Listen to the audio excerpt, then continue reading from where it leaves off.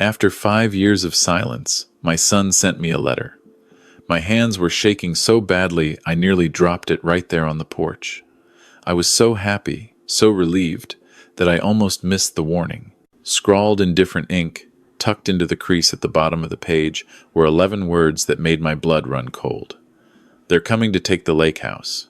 Don't sign anything. Cancel your credit card. A friend. I looked at the envelope again. The return address wasn't from my son's place in Vancouver. It was from a facility called Maplewood Senior Living Center. My heart stopped. My name is Harold Mackey. I'm 68 years old, and I was sitting in my old fishing boat, the one I've had for 32 years, cleaning a reel that probably hasn't seen proper use in a decade. The boat was docked at the small pier behind my cottage on Crescent Lake, about 40 minutes north of Peterborough, Ontario. This boat, this lake, this quiet life, it's all I've ever wanted. It's what I came back to, after everything. The silence from my son Derek wasn't new. 5 years. 5 long years since the last time I heard his voice. Since the last time I saw his face. I remember that final day like it happened yesterday. Derek and his wife Vanessa had driven up from the city. Vanessa, a real estate agent with expensive taste and a smile that never quite reached her eyes. They wanted money, $250,000. Seed capital, Derek called it. He wanted to start his own investment firm, said he had connections, said it was a sure thing. I looked him straight in the eyes and told him no. I told him that real success is earned through hard work, not handed over on a silver platter. He didn't take it well. He called me a stubborn old fool sitting on wasted potential. He waved his hand at my cottage, at my boat, at everything Margaret and I had built together. He thought this was all I had. He thought I was just scraping by on my pension and whatever fish I could catch. I told him he was a spoiled man looking for handouts. I turned to Derek, my only child. Do you agree with him? He wouldn't look at me. He just stood there, staring at his shoes, and gave a small nod. He chose her. The slam of my front door echoed through the cottage, and then there was silence. 5 years of it. Until today, I heard the familiar creak of the mailbox at the end of my dock. The postal boat had just passed, dropping off the day's delivery, which was mostly bills and flyers in one pale blue envelope. I recognized that handwriting. I'd recognize it anywhere. It was Derek's. My old heart, a 68-year-old engine that I thought was running on fumes, suddenly kicked into high gear.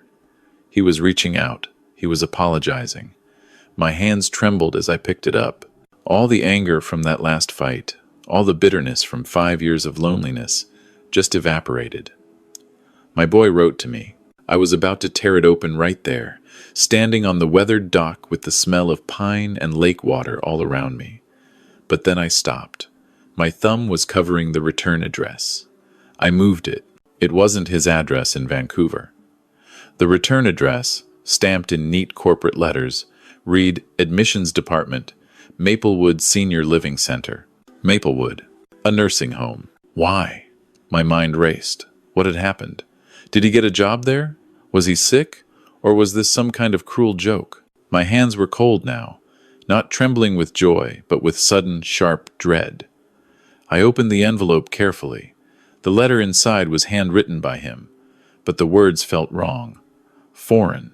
My dear Dad, it began. He hasn't called me Dad since he was 12. I've been thinking about you so much lately. I'm so worried about you alone in that old cottage. It's just too much for you to handle at your age. I worry about you falling or forgetting something important. As I read, a glossy brochure, folded in 3 parts, slipped from the letter into my lap. Maplewood Senior Living Center. Luxury assisted living for your golden years. My stomach turned. This wasn't a reconciliation. This was an eviction notice. I stared at the brochure with disgust. The picture showed smiling elderly folks playing cards on a manicured lawn. It was an advertisement for a place to send people to be forgotten. But when the brochure fell away, it revealed the bottom of the letter, the part that had been folded, and I saw it. It wasn't Derek's neat, careful handwriting. It was a desperate scrawl, done with a different pen, crammed into the margin. They're coming to take the lake house. My eyes locked onto that word immediately. The lake house, not the cottage. The lake house. This wasn't a random warning. This friend knew. They knew the truth. Don't sign anything. Cancel your credit card. A friend. See, Derek made the same mistake everyone makes. He looked at my calloused hands, my worn flannel shirts, my old pickup truck with the rust spots, and he saw a poor old man, a retired fisherman who was past his prime. A relic. He saw exactly what I wanted him to see. What I wanted everyone to see. My wife Margaret, God rest her soul, always understood. We never needed much. We grew up with nothing. And even when the money came, we lived simply. We liked the quiet. We liked the privacy. The money, as Margaret and I used to say, didn't come from catching walleye. No, it didn't. 40 years ago, when I was just a young man in my late 20s trying to keep food on the table, I had an idea.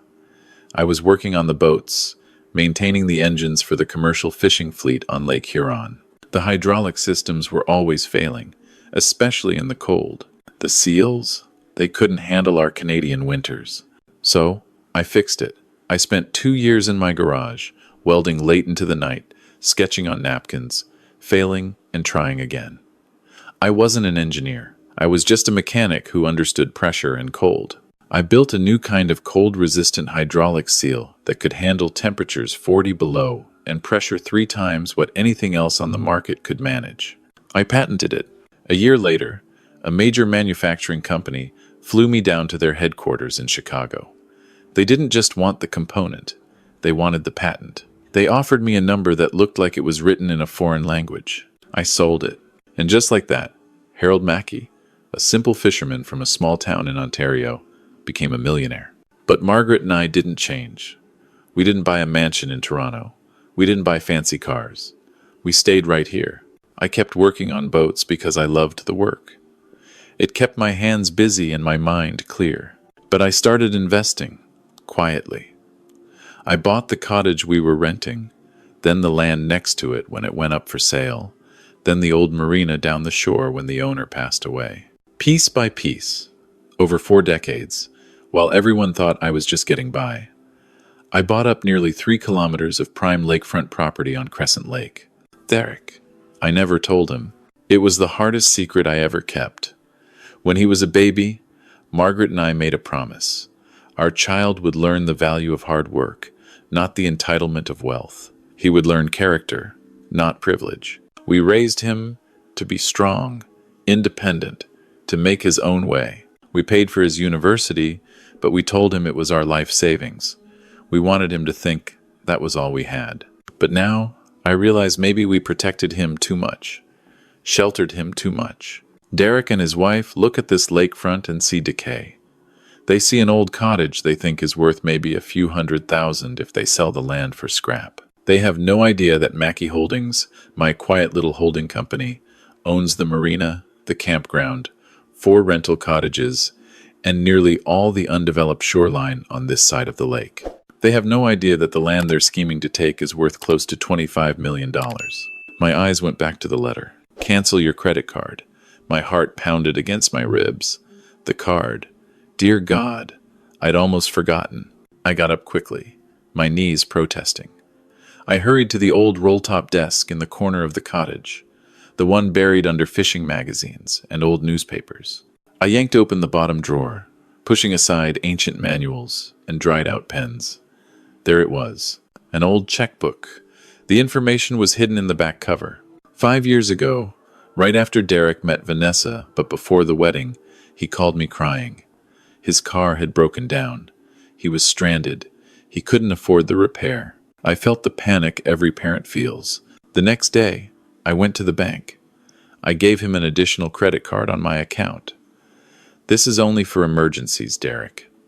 I told him, my voice firm. Only if you're in real trouble, so I know you're safe. The limit was $15,000. I never checked the statements. It was an emergency card. If he needed it, he'd tell me. That's the kind of relationship I thought we had. I grabbed my phone, my fingers fumbling over the numbers of the bank. The automated voice was maddening. Press 1 for account services. Press 4 for card services. I kept jabbing 0, muttering at the machine until finally a human voice answered. Royal Bank. This is Sarah.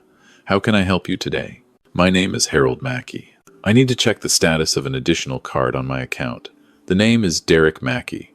Yes, Mr. Mackey. I can see that card right here. One moment, please. I held my breath.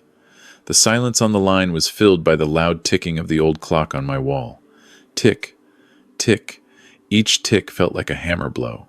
All right, sir, Sarah said, her voice cheerful and professional. The additional card ending in 7,734 inches, the name of Derek Mackey, currently has a balance of $14,612. I gripped the phone so hard the plastic creaked in my hand. What? $14,600. The $15,000 limit is nearly maxed out. Would you like me to review the recent charges? My voice was almost a whisper. What was the last charge? Let me see. That would be a transaction posted just 2 hours ago. A lunch charge at Canoe Restaurant for $48. Canoe. I'd only read about that place in magazines. A single meal there cost more than I spend on groceries in a month. They were having lunch, a fancy downtown lunch, maxing out my emergency credit card, celebrating their plan to put me in a nursing home and send me a brochure about how wonderful my prison would be. The audacity, the sheer cold-blooded disrespect, the rage that rose in me wasn't hot. It was ice. A cold, heavy, sharp block settled right in my chest. They weren't just planning to get rid of me. They were throwing a party on my dime while they did it. Mr. Mackey? Sarah asked. Are you still there? My voice was steady now, colder than I'd ever heard it. Yes, Sarah, I'm here. I want you to do 2 things for me. First, cancel that additional card. Not freeze it. Cancel it. Right now. Second, I want you to send me a detailed statement of every charge made on that card for the past 5 years. Send it to my lawyer, Eleanor Chen. You have her information in my file. I hung up the phone. I sat down hard on my old wooden chair, the one Margaret used to sit in when she read by the fire. The silence of the cottage returned. But it was different now. It wasn't the silence of peace anymore. It was the silence of a storm gathering. They thought I was a weak old fool. They thought I was poor. They were about to find out how wrong they were. I hung up with the bank. The rage was so cold it burned. $14,600. My emergency fund spent on fancy lunches, and who knows what else. My fingers were steady now. The tremor from my earlier joy had vanished, replaced by an icy clarity. I scrolled through my contacts, past the bait shop and the hardware store, until I found the name I trusted most in the world, Eleanor Chen. The phone rang twice. Her voice, as always, was sharp and direct. Harold, it's 3 in the afternoon on a Tuesday. That's not our usual call time. What's happened? Eleanor isn't just my lawyer. She's been my lawyer for 35 years, but before that, she was Margaret's best friend from nursing school. When Margaret was taken from me by cancer, when my wife was ripped away and I couldn't move, couldn't think, Eleanor was the one who found me sitting in this dark cottage, unable to function. She brought me soup. She held my arm at the funeral, her own tears streaming, but her grip steady as steel. She's the only person on this planet who knows about the patent, about the properties, about the 25 million. Something's wrong, Ellie, I said, my voice low. I told her everything. I started with the mail, the pale blue envelope, the glossy Maplewood brochure. A nursing home, she said, her voice thick with disgust. That rotten little... Wait, she said. It gets worse. I told her about the 11 words scrawled at the bottom. The warning. Cancel your credit card. You did, right? Tell me you canceled it, Harold. I canceled it, I said, but not before I checked the balance. $14,612. They were having lunch at Canoe while I was reading their letter about putting me in a home. There was a silence on the line, a heavy, dangerous silence. When Eleanor Chen goes quiet, it means she's shifting from lawyer to warrior. Those ungrateful parasites, she finally hissed. After everything you and Margaret did, after holding back. Okay, enough emotion. They've declared war, Harold.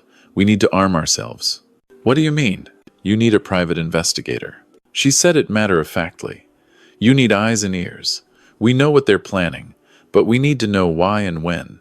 Desperate people do stupid and dangerous things. We need to be one step ahead. Do you know someone?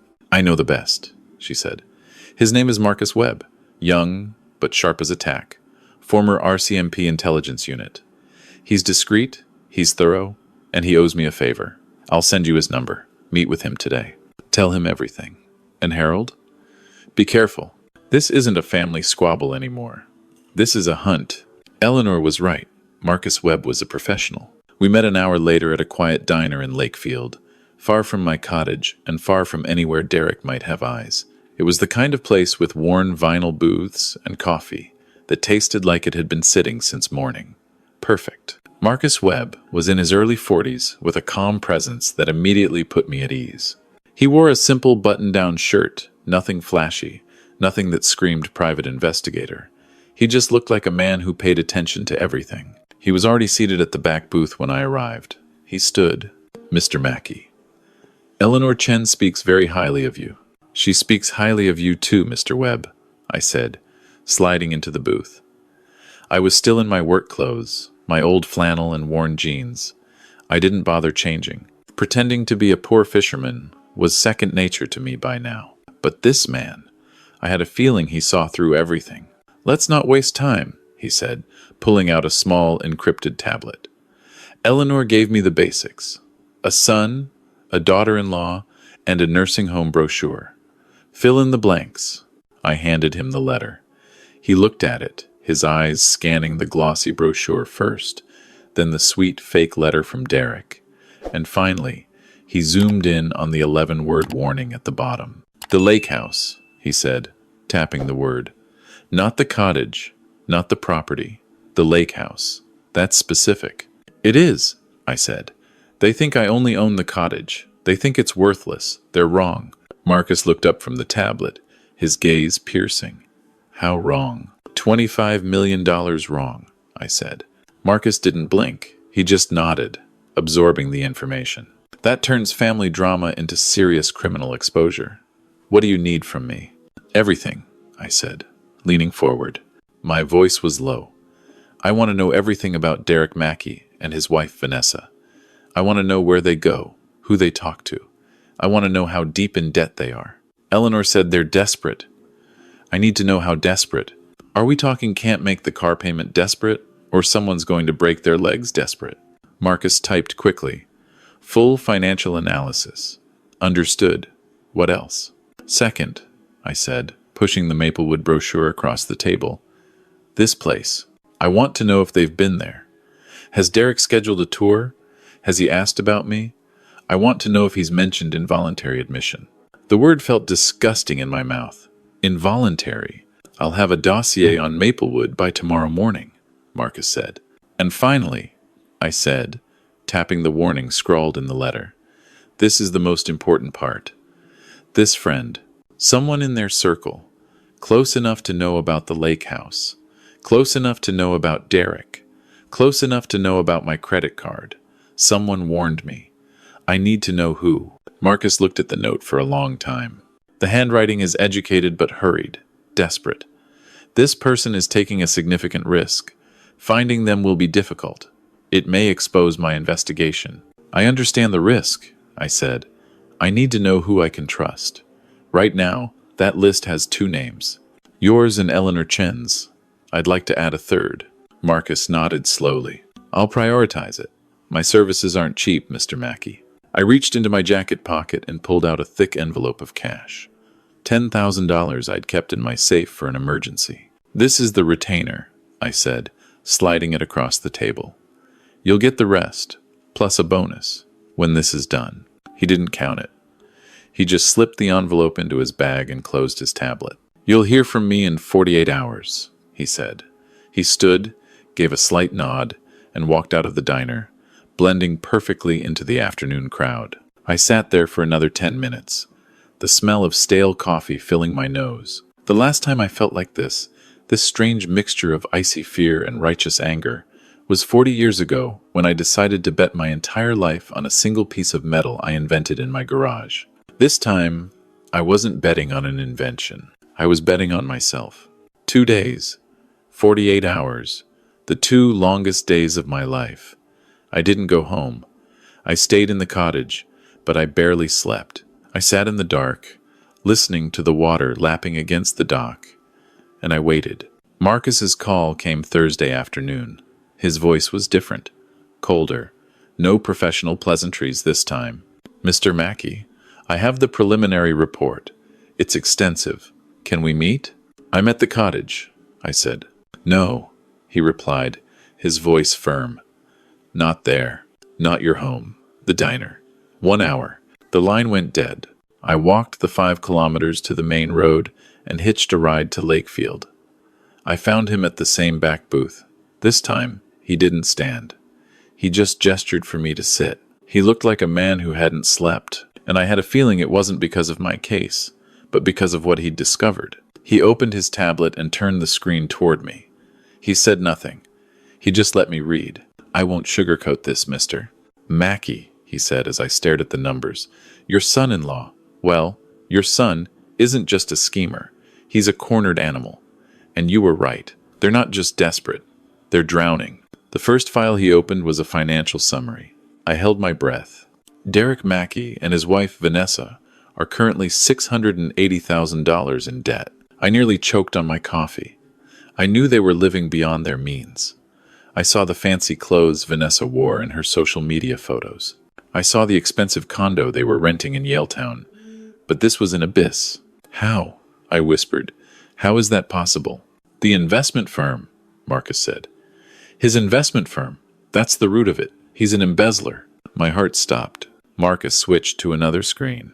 "Derek Mackey didn't just make bad loans, Mr. Mackey. He stole from his clients. He took $450,000 from client trust accounts at his firm. He told the partners it was for a short-term, high-yield investment. A sure bet. He lost it all," Marcus said, his voice flat. "Every cent, on a high-risk cryptocurrency scheme that collapsed 4 months ago." I remembered Derek bragging at a family dinner years ago about how he was smarter than the market, how only fools worked for a salary.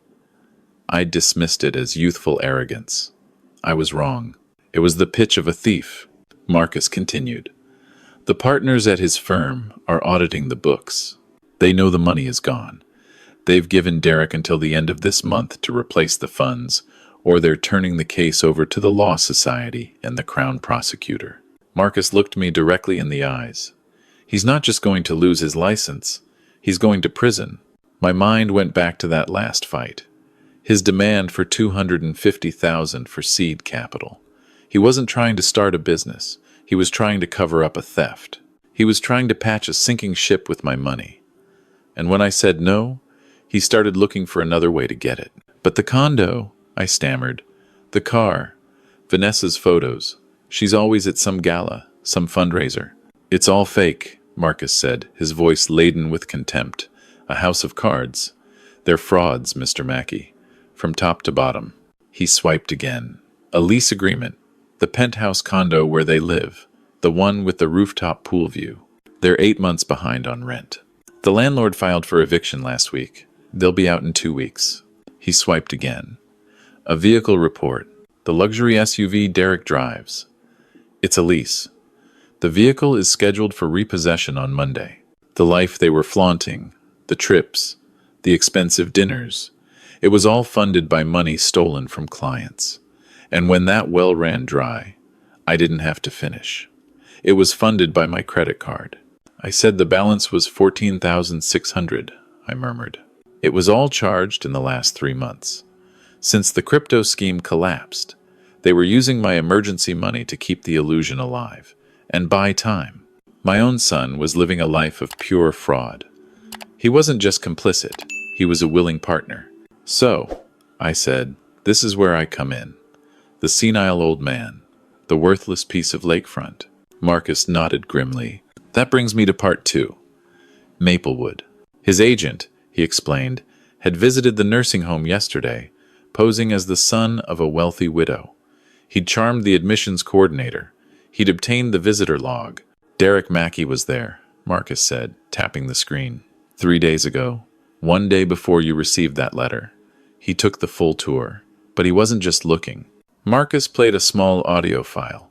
It was his agent speaking with the coordinator. The woman sounded nervous. "Oh, yes," the coordinator's voice said. "Mr. Mackey."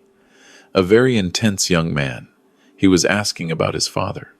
Said the man was confused. "Confused how?" the agent's voice asked. Said his father was becoming a danger to himself. Forgetting things. Getting lost. He wanted to know about our involuntary admission process. I tried to explain that we require the residents' consent, that we're a community, not a prison. But he kept asking about exceptions. The coordinator's voice dropped to a whisper. He used the phrase, cognitively impaired relative. He wanted to know if a power of attorney would be enough to check his father in, even if the man resisted. My heart hammered. He wasn't just asking. He was planning. He was researching the legal mechanics of my kidnapping. "But he needs a doctor to declare me incompetent," I said. "He can't just do that." "He tried," Marcus replied. "This is the escalation. When Maplewood said he needed medical certification, he went shopping for doctors." Marcus opened another file.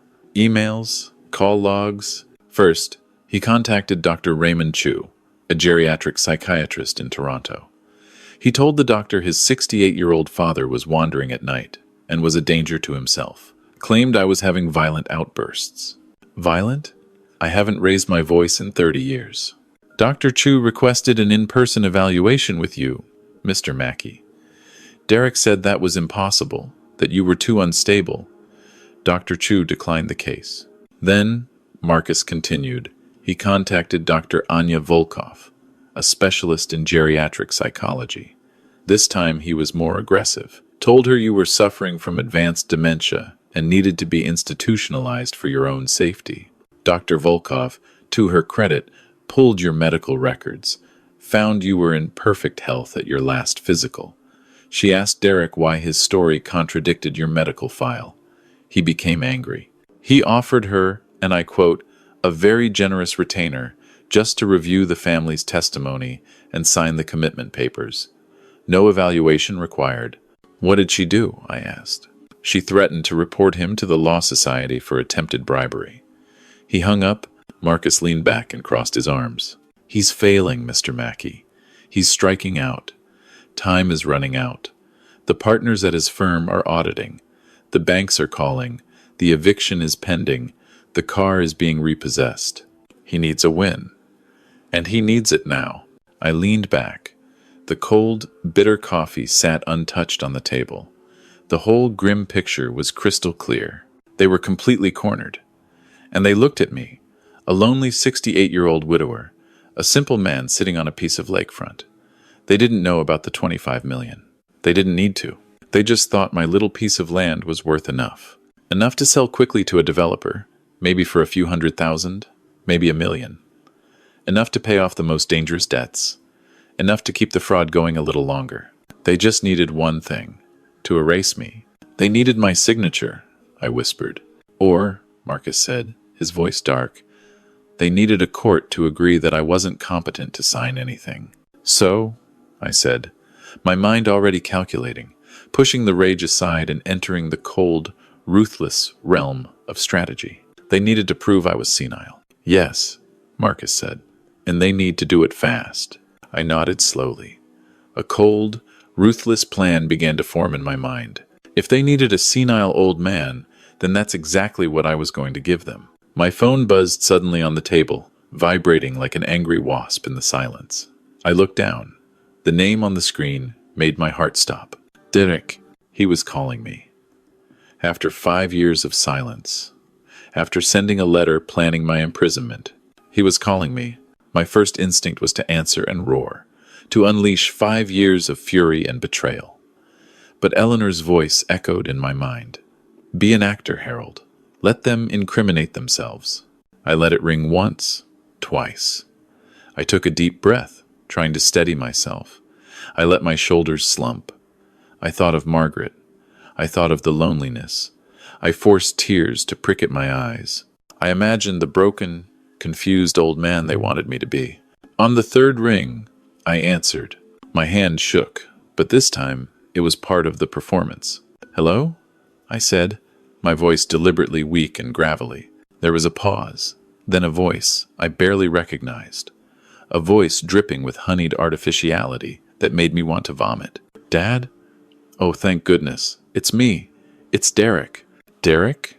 I said, sounding confused. Derek, son, is that really you? Yes, Dad.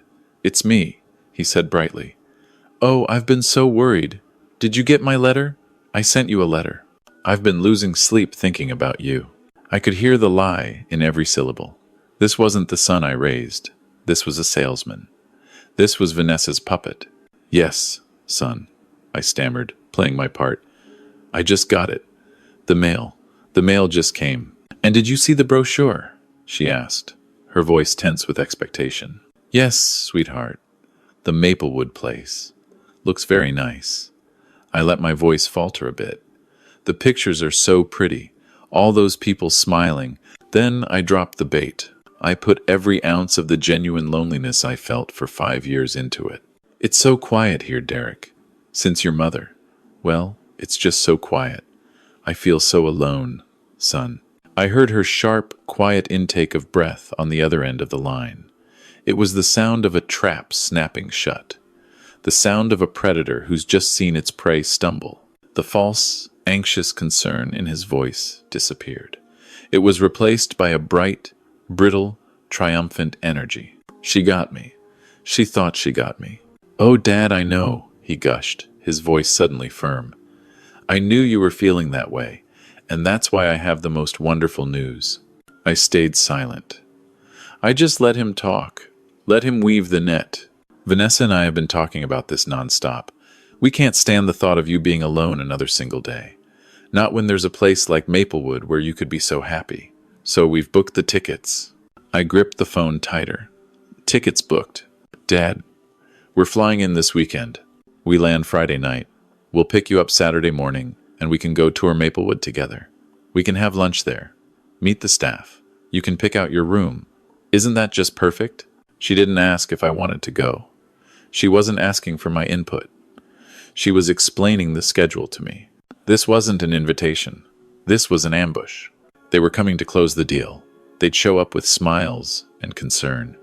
They'd walk me through the gleaming corridors of that prison, and then they'd put the papers in front of me. The documents Derek had already mentioned.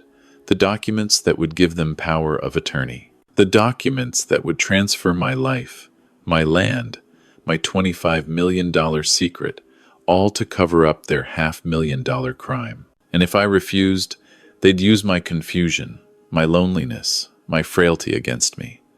They'd start the legal process Marcus had warned me about. They'd tried to contact doctors. Now they were coming to test me in person. A cold, steely determination settled over me. They wanted a show, and I was going to give them the performance of their lives. I made my voice tremble. I thought of Margaret. I thought of the day I buried her. The tremor came easily. Oh, Derek, I whispered, as if overcome with emotion. You're coming here this weekend? Oh, son, that's... I faked a soft sob. That's just wonderful. You're such a good son.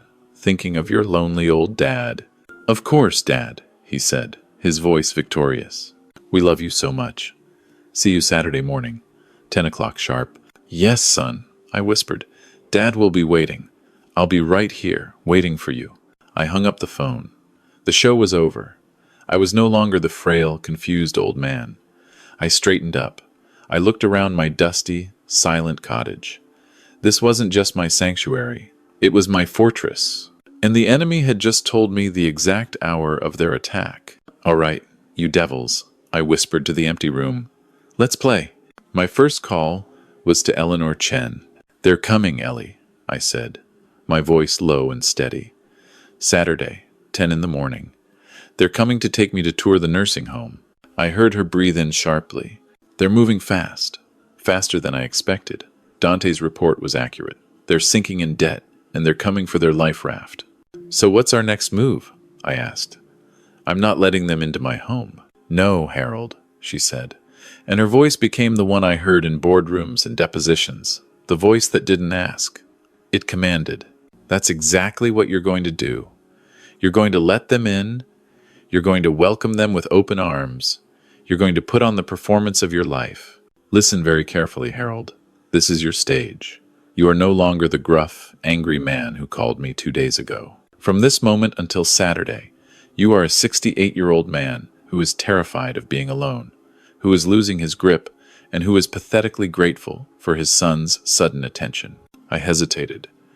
Ellie, I can't be nice to them. Not after what they've... Yes, you can. She cut me off, her voice like a blade cutting steel. You've been acting for 40 years, Harold. You acted like a simple fisherman while you built a $25 million empire. This is just another role. You're weak. You're confused. You're scared. You need to make them feel powerful. You need to make them feel safe. Safe enough to say what they really think. Marcus's voice broke in. He'd been silently listening. Eleanor is right, Mr. Mackey. My part of the plan depends on your performance. They need to feel safe, because when they do, they get careless. They'll make the threat. And when they do, we'll be listening. Listening how? I asked. My team will be at your cottage tonight, Marcus said. After midnight, we'll wire the main living areas. The kitchen, the living room, your dock. It's your property. It's perfectly legal. We'll install high-fidelity audio recorders. When they arrive on Saturday, every word they say will be recorded. Every threat, every manipulation, every mention of selling the land to pay for your care. We need them to incriminate themselves out loud. Can you convince them to do that, Mr. Mackey? Can you be that confused old man for them? I thought of Derek's voice on the phone. I'll be right here, waiting for you. Oh yes, I said, a cold smile creeping onto my lips. I can be whatever they need me to be. When do we start? You start now, Eleanor said. Marcus, get your equipment. Harold, go prepare your stage. I hung up the phone and looked around my tidy little cottage. It was the home I shared with Margaret. It was clean. It was organized. It was a place of peace. This was all wrong. This wasn't the home of a man who was losing his mind. I took a deep breath. All right, Margaret, I whispered to the empty room. Forgive me for what I'm about to do to our home, but it's in the name of justice. First, I went to the kitchen. I pulled the clean dishes from the drying rack and put them back in the sink. I added the morning's coffee mug. I left a carton of milk half empty on the counter. I spilled coffee grounds on the stove and left them there. It looked like someone had tried to make breakfast and given up halfway through. Next, I went to my desk. I had a folder with old utility bills, all neatly paid and stamped. I grabbed a red ink pad I used in the shop and a past due stamp. I stamped 3 of them, a hydro bill, a water bill. I scattered them on the kitchen table, right where they'd see them. I added a fake letter I printed from the township warning about service disconnection. Let them think I can't even pay my own bills. Then, the master stroke. I went to the stove. I turned one of the gas burners on just a click. The click, click, click of the igniter echoed through the kitchen. I let it run for 10 seconds, just enough for the smell of natural gas to drift through the air. Then, I turned it off. When they arrived, the first thing they'd smell would be gas. The first thing they'd see would be an unpaid bill. The first thing they'd think would be, he's a danger to himself. We can't leave him alone. I went to my bedroom. I took my house keys from the hook by the door and put them in the freezer, hidden behind the butter. I took the TV remote from the living room and left it in the bathroom sink. I went to the mirror and looked at myself. I hadn't shaved in 3 days. Good. I messed up my hair. I found an old cardigan, one of Margaret's favorites that I kept, and I put it on. It was worn at the elbows. It smelled like cedar. I looked old. I looked tired. I looked like the perfect victim for them. As I worked, the rage melted away completely. This wasn't just about $25 million. I would have given that money to Derek if he'd just been a son, if he'd just loved me.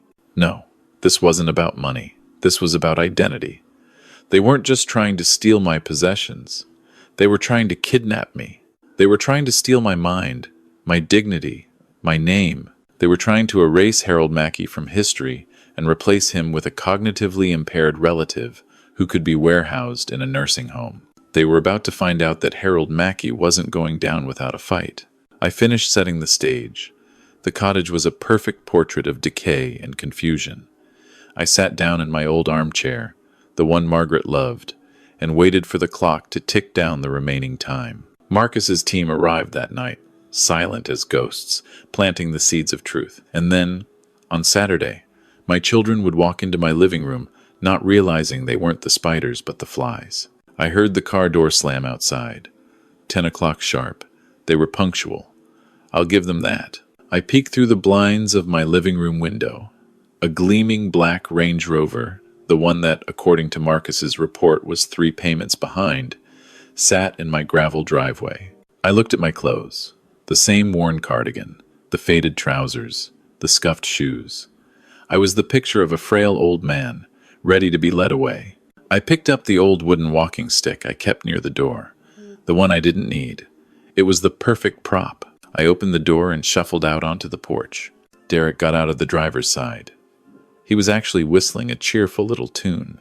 It was the sound of a man who thought he'd just solved a $680,000 problem. He thought he was about to get his hands on my lottery ticket. "Good morning, Dad," he called out. His voice was offensively cheerful. He jogged over to help me with the 2 small steps off my porch, grabbing my arm in a gesture meant to be supportive. It felt like a handcuff. "You look tired." I ignored him. "Vanessa, my daughter-in-law. She didn't get out of the car. She just waved weakly from the passenger seat, her face pale. She wouldn't meet my eyes. She knew what this was. She knew she was here to witness the legal execution of her father-in-law's life, and she was going along with it." "I suppose so, son," I mumbled, leaning heavily on the cane. "I'm a bit nervous about all this paperwork." "Don't you worry about a thing," Derek said, patting my back as he guided me toward the back seat. "That's what family is for. We'll take care of everything." The drive was silent. Derek kept tapping his fingers on the steering wheel, still humming that little tune. He was already spending the money in his head, my $25 million. He was already planning the vacations, the new condo, the payments to the clients he'd robbed. He looked at me in the rearview mirror. "You're doing the right thing, Dad," he said, his voice smooth as silk. "You'll be so much happier at Maplewood. And Vanessa, well, she's been so stressed lately. Once we get this sorted and sell the cottage, we can finally take that vacation she deserves. We're thinking maybe Portugal." I looked out the window. Portugal. He was going to sell my legacy, the land my wife and I built, to drink wine on a beach. The audacity of it was breathtaking. I just nodded. "That's nice, son." He pulled the car into a gravel lot in front of a large Victorian building with a wraparound porch. A sign out front read Maplewood Senior Living Center. Welcome home. I stared at it. This was the prison they'd chosen for me, the place where I would disappear. Derek turned off the engine. He spun around in his seat, a smug, satisfied smile plastered on his face. He thought he was home free. He thought the game was over. "All right," he said, grabbing his expensive briefcase from the seat next to Vanessa. "Let's do this. The sooner we sign, the sooner we can get you settled." I didn't move. I just sat there. I let my eyes go wide with the confusion I'd already practiced. "Oh my," I said, my voice trembling just right. Derek's smile froze. "What? What is it now, Dad?" His voice was sharp. The irritation was immediate. "She called," I stammered, patting the pocket of my cardigan where I kept my old flip phone. "Just this morning, while you were on the road. I'm so sorry. I almost forgot. Goodness, I've been so forgetful lately." "Forgot what?" he snapped. "The meeting," I said. "She's not here." "What do you mean she's not here?" Derek barked.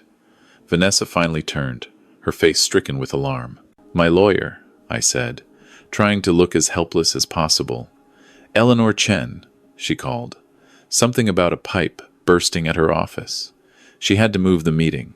She said it was very important. Derek's face flushed a deep crimson. He was a man on a tight schedule. This was an inconvenience. I fumbled in my cardigan pocket again and pulled out a small, crumpled piece of paper. I handed it to him. He snatched it from my hand and read the address. His eyes widened. "The Harborfront Center." "That Harborfront Center?" "I think so," I said, trying to look as helpless as possible. "Is it very far?" Derek stared at the paper. I could see the gears turning in his head. The Harborfront Center, one of the most expensive and prestigious addresses in the entire city. A place where a single square meter of office space costs more than my cottage. He was confused. This didn't fit the narrative. This didn't match poor old man or small-town lawyer. But then, arrogance took over. I watched the expression on his face shift. He processed the information. Oh, he must have thought. She's just a small-time lawyer, so she's using the meeting to make herself look important. She borrowed a conference room from a bigger firm to try to seem relevant. He could never imagine that I belonged in that place. He couldn't see the truth, even when it was written on a piece of paper right in front of his face. He made a short, unpleasant sound. Whatever. It doesn't matter where you sign the paper, old man. It all turns the same way. He shoved the key back into the ignition, and the Range Rover roared to life. Fine. Let's go to the fancy building. But this is the last stop, Dad. You're signing those papers. Yes, son, I whispered, leaning my head back against the seat. Whatever you say. As we pulled out of the Maplewood parking lot, I looked back at the building in the rearview mirror. The first part of the trap had been sprung. Now we were heading for the real one. We were heading for my office. He still had no idea. He still thought he was the hunter. He still thought he was in control. The arrogance of the man. It was going to be his downfall. The Harborfront Center wasn't just a building. It was a statement. A soaring wall of dark glass and steel rising 40 stories above the water, reflecting the clouds. It was the most expensive and exclusive commercial real estate in the entire city. When I gave Derek the address, he stared at the crumpled piece of paper. He looked at the building, then at me, then back at the paper. His brain couldn't connect the two. This place didn't fit the poor old man narrative. It didn't fit the small-town lawyer narrative. He made a short, unpleasant sound. Whatever. She's probably meeting us at the Starbucks in the lobby. We walked in. The lobby wasn't a lobby. It was a cathedral. The floors were polished white marble. The walls were covered with huge museum-quality abstract paintings, and the only sound was the hushed whisper of a waterfall cascading down a 3-story granite wall. Vanessa stopped dead. Her mouth fell slightly open. She looked around like a tourist who'd wandered into a palace. Derek, visibly trying to look like he belonged, straightened his tie. His suit, which had looked so sharp outside my little cottage, suddenly looked cheap and ill-fitting. I kept my shoulders hunched. I leaned heavily on my wooden walking stick. The performance wasn't over. Not yet. A uniformed concierge behind a massive stone desk looked up. He didn't look at Derek or Vanessa. His eyes found mine. "Good morning, Mr. Mackey," he said, his voice respectful and warm. "They're expecting you upstairs." Derek's head snapped toward me. His eyes were wide with confusion. The concierge smiled at him. "The penthouse elevator is this way, sir." Derek just nodded, stunned. We walked to a set of private elevators with polished brass doors that gleamed like mirrors. I stepped inside. They followed, their footsteps hesitant on the marble. The doors closed, sealing us in a silent, mirror-lined box. It was the longest elevator ride of my life. I watched my son and daughter-in-law in the reflection. They looked small. They looked cornered. Vanessa was nervously twisting the strap of her purse. Derek was sweating, a small bead of perspiration on his temple. The numbers on the display climbed. 10, 20, 30, 40. A soft, discreet chime sounded. The doors slid open. This wasn't a law office. There was no waiting room with cheap chairs. There was no receptionist behind a sliding glass window. The doors opened directly into a vast, open space. The floor was polished dark walnut. The entire back wall, 50 feet long, was a single pane of glass looking out over the entire city. The city I'd bought quietly, patiently. The air smelled of leather and success. A huge, dark, abstract painting hung on one of the walls. I smiled. It was a Lauren Harris, Margaret's favorite. And in the center of the room, next to a massive mahogany desk, stood Eleanor Chen. She wasn't the small-town lawyer Derek had imagined. She was wearing a sharp, tailored navy blue suit. She had the look of a CEO who ate men like Derek for breakfast. Beside her, holding a tablet, was Marcus Webb. He wasn't a private investigator today. He was my head of security. And by the window, his back to us, Silhouetted against the morning sky was a third man, older, impeccably dressed in a gray suit that probably cost more than Derek's car. A man whose name was carved into the marble of half the buildings in downtown Toronto. Vanessa and Derek stood frozen in the elevator doorway. They were completely paralyzed. "Derek," Vanessa whispered, her voice trembling. "What is this? This can't be. This is Miss Chen's office?" Eleanor Chen stepped forward. Her heels clicked on the walnut floor, a sharp, accusatory sound in the cavernous silence. "No, Miss Mackey," Eleanor said. Her voice wasn't the friendly voice on the phone. It was the voice of an executioner. "This is not my office." She let the silence stretch, letting them hang there, suspended in their confusion. "This is Mr. Mackey's office." Derek just stared. He looked from Eleanor to the room to the priceless artwork, and then he looked at me. I was still standing there, hunched over, leaning on my cane, in my old worn cardigan. He burst out laughing. It was a loud, nervous, unpleasant sound. "You're kidding me, right?" he barked, pointing his finger at me. "You're talking about him?" He pointed at my worn-out shoes. "This old man owns this office. He's the janitor?" That was the moment. My cue. I let the old wooden walking stick fall from my hand. It clattered onto the walnut floor with a sharp, hard, definitive sound. The sound echoed through the room. Derek's laughter died in his throat. I straightened up. I stood tall. I pushed my shoulders back, feeling the tension in my 68-year-old spine release. I unbuttoned the old, worn cardigan and tossed it onto a nearby leather chair. When I spoke, my voice wasn't the weak, gravelly whisper of a confused old man. It was the voice that negotiated the patent deal 40 years ago. It was the voice that chaired board meetings. It was clear. It was cold. It was loud. It filled the room. "Welcome, Derek," I said. Vanessa gasped. Derek's face went white. He looked like he'd seen a ghost. "Welcome to the headquarters of Mackey Holdings," I said, walking slowly toward him. He instinctively took a step back. "Mackey Holdings," I continued. "My company. The company I founded 30 years ago. The company that manages the marina, the campground, 4 rental cottages, and nearly every piece of undeveloped shoreline on Crescent Lake. The land you were so eager to take. You called it my little piece of lakefront, Derek. You were right. You just miscalculated the value." Vanessa was pressing her hand to her mouth. "But," she stammered, "but you're a fisherman." She looked from me to the room to Eleanor, her mind completely overloaded. "The cottage, the flannel shirts, the bills. I was a fisherman," I said, my voice cutting through her panic. I walked toward my son. He flinched, like he was seeing me for the first time.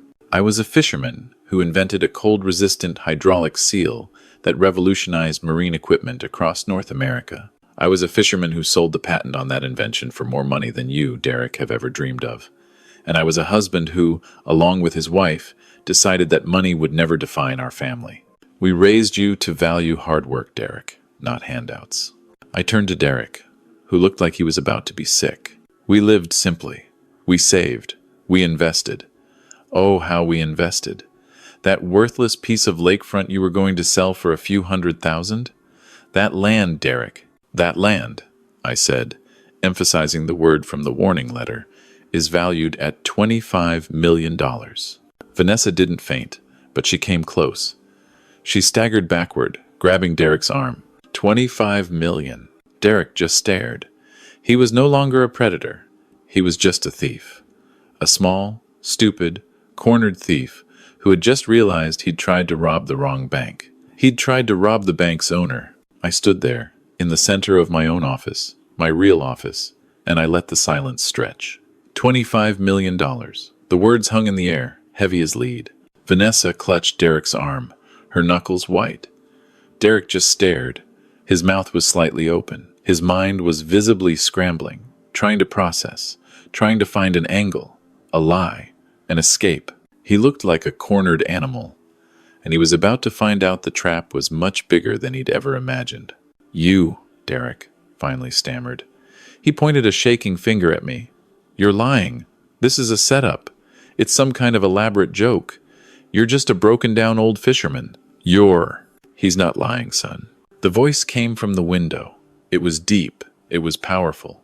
It was laden with a disappointment so profound it felt like a physical weight in the room. The third man, the older gentleman in the impeccable gray suit, turned slowly.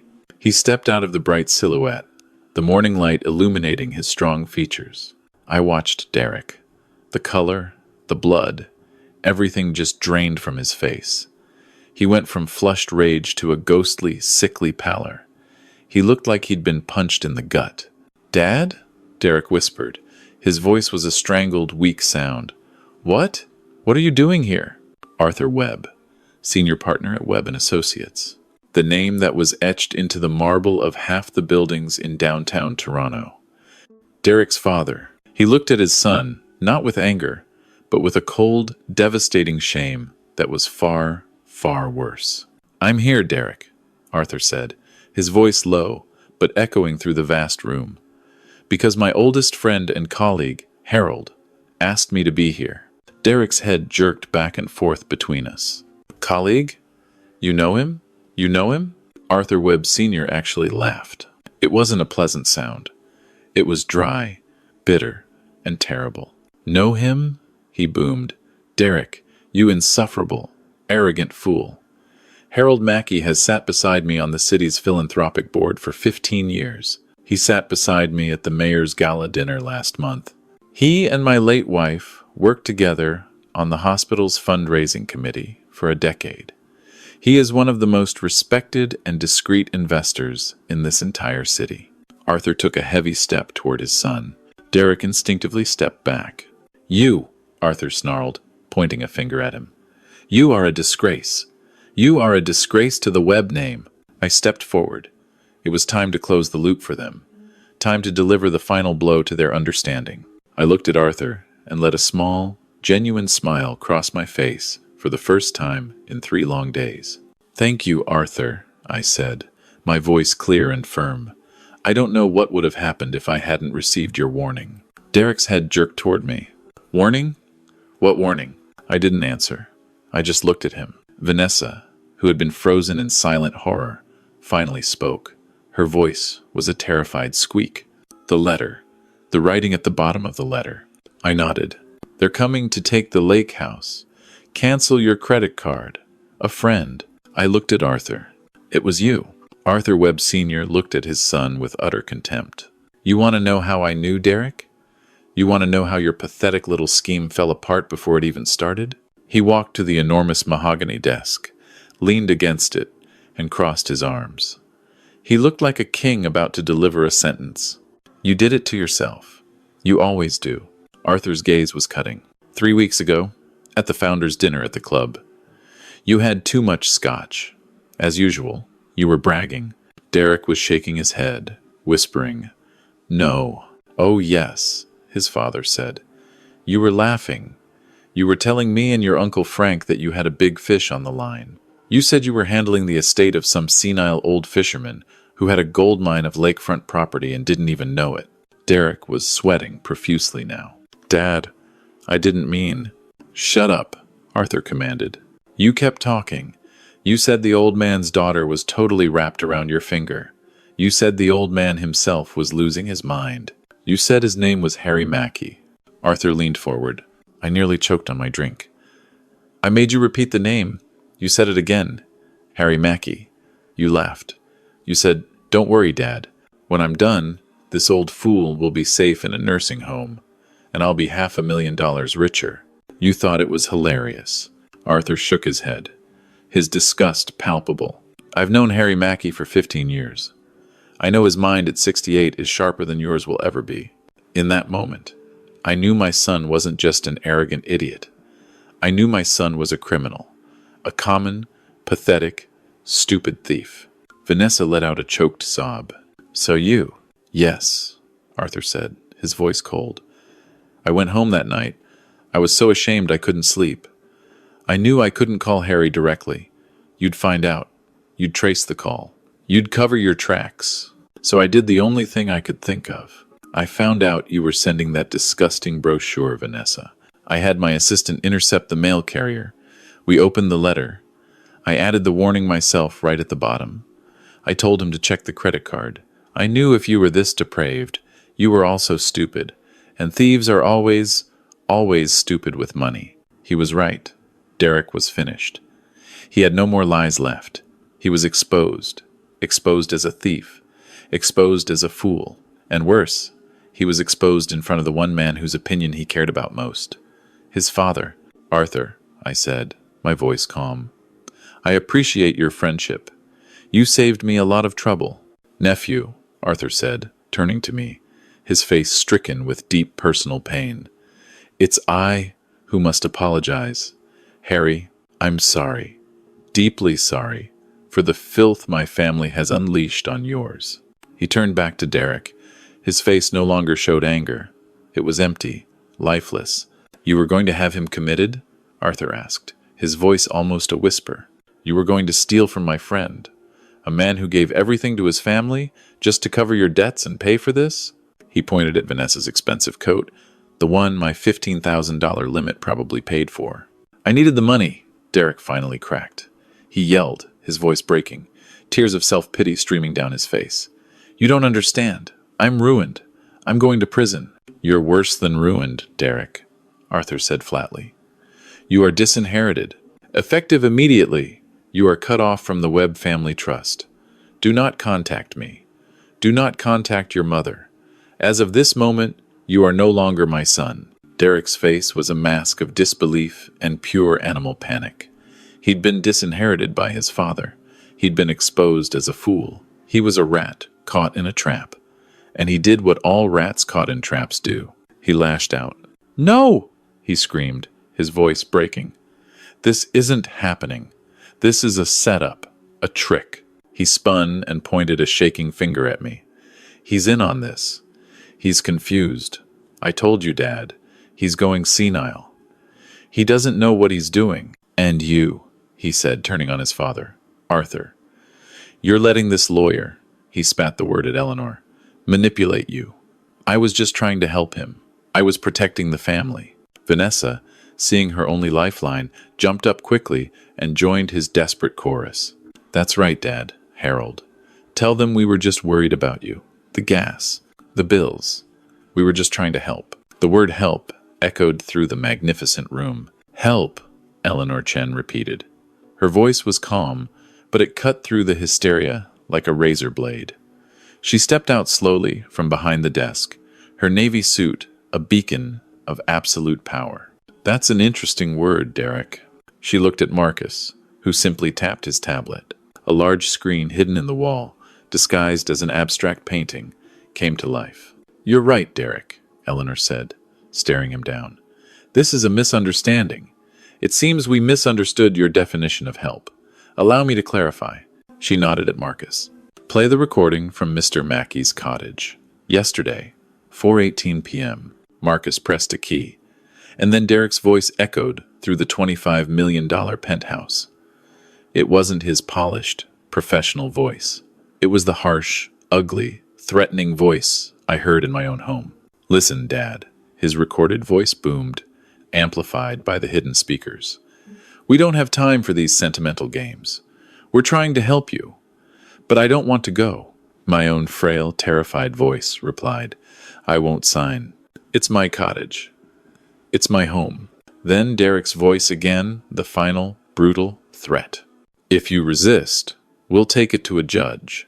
We'll file for court-ordered guardianship. We'll have you declared mentally incompetent. It's that simple. Eleanor let the recording play the silence in the room, punctuated only by the sound of Derek's own voice condemning him. Derek stood paralyzed. He looked like he'd been turned to stone. Vanessa. Oh, Vanessa. She let out a small, strangled sound, like an animal caught in a trap. She clapped her hands over her ears. No. Stop it. Make it stop. Oh, we're not done yet, Eleanor said. She nodded at Marcus again. And this one is my personal favorite. This is Miss Mackey's help. Marcus played the next file. Vanessa's voice, bright, dismissive, cold. That old cottage is just sitting there doing nothing.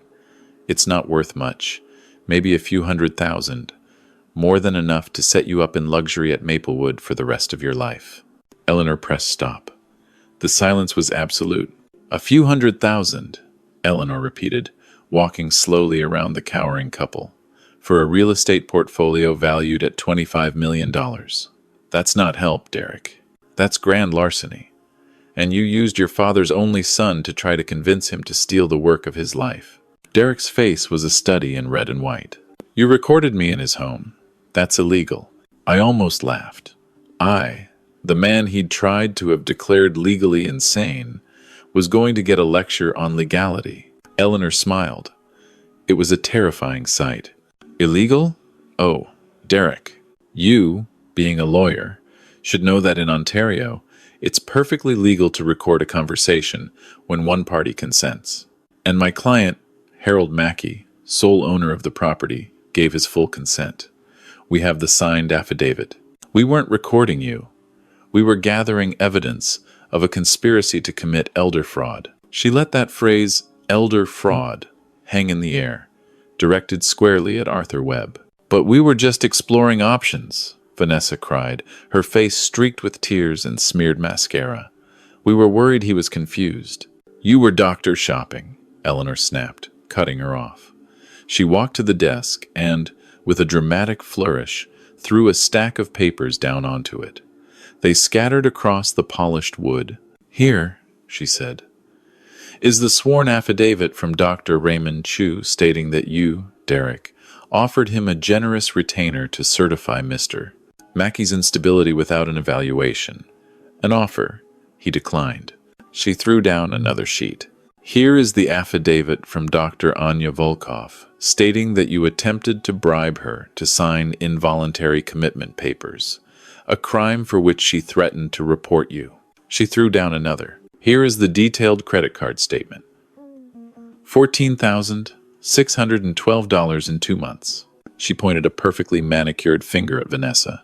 "While you were so worried about your father-in-law, Vanessa, you were charging $200 shoes at Holt Renfrew. While you were so worried that he couldn't pay his bills, you were charging $800 for a spa day. And then," she loaded the final charge, "Canoe Restaurant, $48. I hope you enjoyed your lunch. It was literally the Last Supper." Vanessa just let out a pathetic sob. She was destroyed. But Derek still had fight left. The desperation of a cornered man. "This is circumstantial," he yelled, his voice breaking. "It's a family matter. It's our business. You can't prove anything. It's just family helping family. Family business," Marcus Webb said. It was the first time he'd spoken. His voice was calm, deep, devoid of any emotion. It was the voice of a man reporting a fact. Derek and Vanessa hadn't even noticed him. He'd been standing by the wall, a silent observer. Then he stepped forward, tablet in hand. "Speaking of business, Mr. Mackey," Marcus said. Derek looked at him, confused. "Who the hell are you?" "I'm Marcus Webb," he said. "Eleanor Chen and Mr. Mackey hired me to look into your finances." He paused. "You were right to be worried, Derek. You're in deep trouble. But it has nothing to do with your father-in-law." Marcus tapped his tablet. The screen on the wall changed. It was no longer a recording. It was a bank statement, a trust account ledger. Derek looked at it. And for the first time, I saw genuine, deep terror in his eyes. "That's private," he whispered. "It was," Marcus replied, "until you stole from it." Marcus turned to Arthur Webb, who was watching everything with a stony expression. "Mr. Webb," Marcus said, "your son didn't just make bad investments. He committed embezzlement, a serious criminal offense. 4 months ago, he illegally transferred $450,000 from client trust accounts at his investment firm into a private, high-risk cryptocurrency wallet." Arthur closed his eyes. "He lost it all," Marcus continued. "Every cent. His partners at the firm discovered the discrepancy last week. They were the ones who contacted me. They've been building a case." Derek staggered, actually grabbing the back of a leather chair for support. "No. They said they'd give me until the end of the month." "They lied," Marcus said. "They wanted me to gather evidence on all your activities before they contacted the Crown Prosecutor. And you, Derek, just handed it to us." Marcus placed the tablet on the desk. $500,000 in embezzlement. Tens of thousands in credit card fraud. Conspiracy to commit elder fraud. You're not just going to be disbarred, Mr. Mackey. You're going to prison for a very, very long time. This meeting wasn't just a family intervention. It was the final stage of my investigation. And you just confessed to all of it. The instant Marcus's words finished echoing in the air, the last thread holding Vanessa together snapped. She didn't just cry. She collapsed.